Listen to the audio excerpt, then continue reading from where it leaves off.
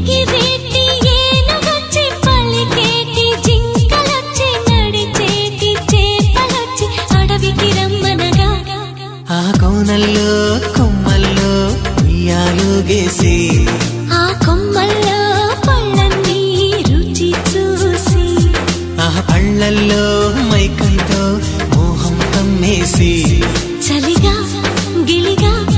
తొలిగా త్వరగా అటుగా ఇటుగా మరి నువ్వే నాకు ముద్దిస్తావని తడివేదాలు ముద్దిస్తావని నమ్మడానికి ఎంత బాగుందో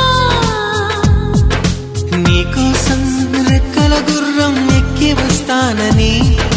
పగడపు దీనికి నిన్నే నేను తీసుకెళ్తానని